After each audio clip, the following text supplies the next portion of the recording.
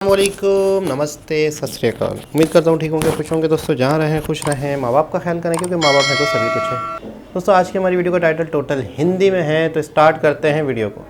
दोस्तों जैसा कि हम सब जानते हैं कि रशिया और भारत के रिलेशन टाइम के साथ बहुत ज्यादा स्ट्रांग होते चले गए। इस वक्त भारत के external minister doctor S Jaishankar भी रशिया विजिट पर हैं। ऐसे में अंदाजा लगाया जा रहा था कि रूस के साथ कई मुद्दों को लेकर भारत की बातचीत हो सकती है और कई इंपोर्टेंट एग्रीमेंट साइन हो सकते हैं। वहीं अब खबर निकलकर सामने आ रही है कि भारत और रूस ने एक बहुत इंपोर्टेंट डील साइन कर ली है। क्या है ये डील और ये भारत के लिए इतनी खास क्यों है, इसके बारे में वीडियो में आगे बात करेंगे। वहीं पर हमारी दूसरी खबर इंडियन करेंसी को लेकर है, जिसे इंटरनेशनल मार्केट में ट्रेड के लिए एक्सेप्ट नहीं किया जा रहा था। वहीं इसी बीच भारत के लिए बहुत अच्छी खबर यूएई से निकलकर सामने आ रही है। यूएई ने भारत के साथ इंडियन करेंसी में डील साइन कर ली है और इसके बारे में भी वीडियो में आगे बात करेंगे। दोनों ही खबर काफी इंटरेस्टिंग है, इसीलिए वीडियो को अंत तक जरूर देखिएगा। तो चलिए शुरू करते हैं इस वीडियो को। और हाँ, अगर आप हमारे चैनल पर पहली बार आए हैं तो नीचे दिए गए सब्सक्राइब बटन को प्रेस कर बेल आइकन को जरूर दबा लें, जिससे हमारी डेली वर्ल्ड अफेयर से जुड़ी ऐसी वीडियो आप तक सबसे पहले पहुंच सके। तो चलिए शुरू करते हैं इस वीडियो को। दरअसल दोस्तों, जहां एक तरफ रशिया यूक्रेन वॉर चल रही है तो वहीं दूसरी तरफ भारत के साथ रशिया के रिलेशन बेहतर होते जा रहे हैं। वहीं पिछले 2 सालों से तो रूस भारत का इंपोर्टेंट ट्रेडिंग पार्टनर बना हुआ है। दोनों देशों के बीच एक अच्छी स्ट्रेटेजिक पार्टनर देखने को मिली है। रशिया डिस्काउंटेड प्राइस पर हमें क्रूड ऑयल भी एक्सपोर्ट कर रहा है, जो कि हमारी मेन नीड है। हम 85% तक क्रूड ऑयल के लिए दूसरे देशों पर निर्भर हैं,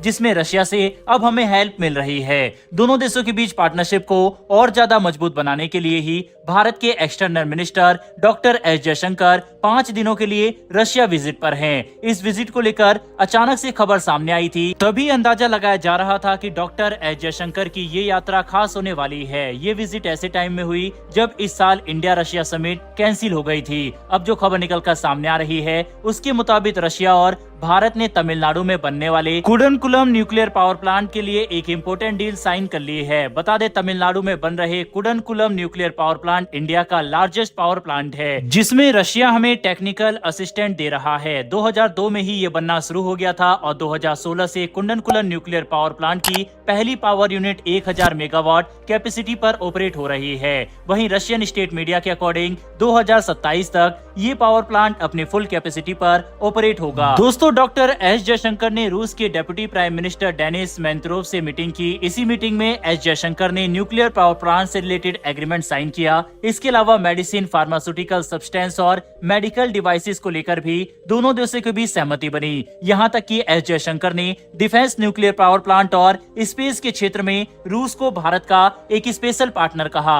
दोस्तों, अब आप समझ सकते हैं कि दोनों देशों के बीच एक स्ट्रॉन्ग बॉन्ड क्रिएट हो रहा है, जिसका इम्पैक्ट हमें दोनों देशों की इकोनॉमी में भी देखने को मिलेगा। वहीं इन फ्यूचर दोनों देश कई इंपोर्टेंट एग्रीमेंट और भी साइन कर सकते हैं। बहरहाल भारत और रूस की इस नजदीकी को देखते हुए यूरोपियन देश और अमेरिका काफी ज्यादा हैरान है, क्योंकि ये देश लगातार कोशिश कर रहे थे भारत को रूस से अलग करने की, लेकिन इनकी सभी चाल अब विफल होती नजर आ रही है। बहरहाल दोस्तों, बढ़ते हैं हमारी दूसरी खबर की तरफ, जो कि यूएई से निकलकर सामने आ रही है। दरअसल लंबे समय से भारत ये कोशिश कर रहा है कि ट्रेडिंग के लिए भारतीय रुपए को भी कंसीडर किया जाए, लेकिन इन तमाम कोशिशों के बावजूद भी भारत को इसमें ज्यादा सफलता हाथ नहीं लग पा रही थी। जैसे जैसे भारत का एक्सपोर्ट बढ़ रहा है, वैसे वैसे इंपोर्ट में कमी आई है। वहीं अब जबकि भारत का एक्सपोर्ट तेजी से बढ़ रहा था, तो ये अंदाजा लगाया जा रहा था कि भारत का रुपया भी इंटरनेशनल मार्केट में ट्रेडेबल बन पाएगा।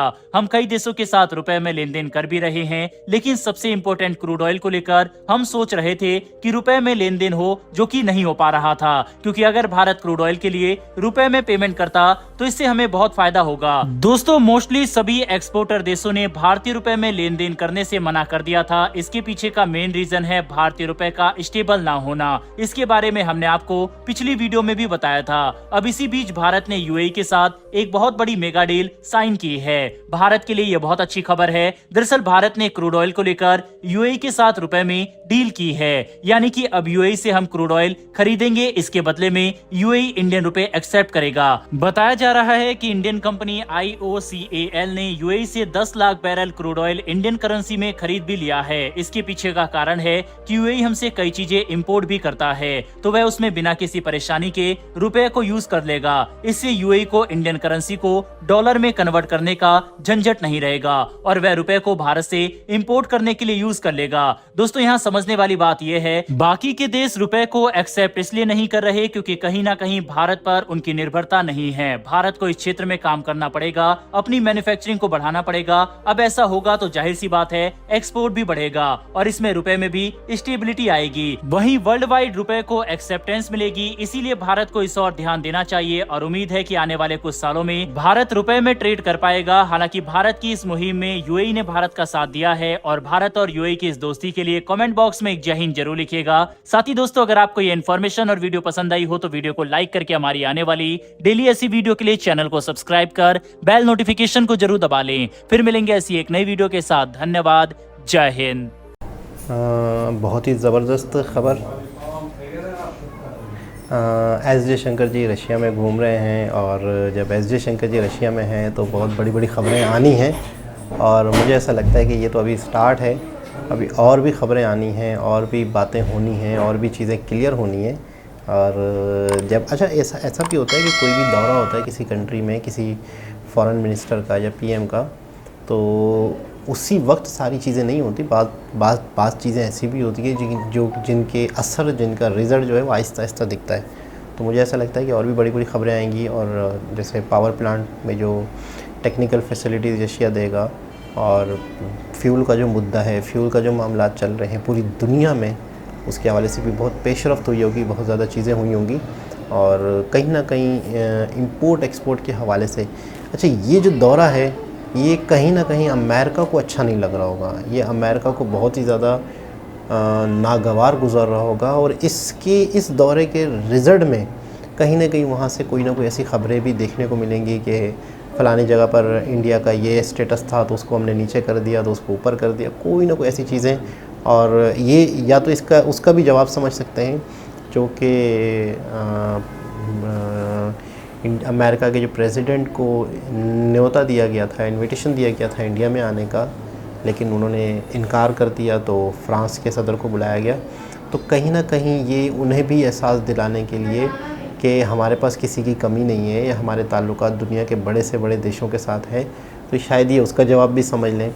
दूसरी खबर भी बहुत ज़बरदस्त है जिस पे मैंने वीडियो बनाई भी है कि UAE से इंडियन करेंसी में ट्रेड ऑयल की, तो ये तमाम इंडियंस के लिए, तमाम लोगों के लिए, हर इंसान के लिए, मैं समझता हूँ पूरी दुनिया के लिए एक तरह से पहला कदम समझ लें। मैं समझता हूँ कि डॉलर के अगेंस्ट, क्योंकि डॉलर जो है उसी की वजह से ही मामलात, मतलब है कि डॉलर चाहे तो किसी भी करेंसी को डिग्रेड कर सकता है, किसी करेंसी को अपग्रेड कर सकता है। डॉलर की वजह से ही लोग मतलब मजबूरन डॉलर के में ही इंपोर्ट एक्सपोर्ट करनी पड़ती है को। तो कई गरीब देश ऐसे हैं जो नहीं कर पा रहे होते, जिनके पास फॉरेन करेंसी नहीं होती डॉलर में, तो वो परेशान होते हैं। तो ये पहला कदम है।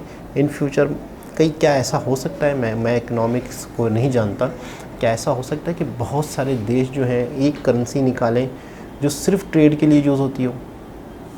यानी मिसाल के तौर पे उस करेंसी के अंदर परसेंटेज तय हो, यानी इंडियन करेंसी इस वक्त कितनी ताकतवर है, रूबल कितना ताकतवर है, रियाल कितना ताकतवर है, तो कौन सी करेंसी कितनी ताकतवर है उस करेंसी में जो एक नई करेंसी बने, वो करेंसी ना हो, सर्टिफिकेट टाइप की चीज़ हो।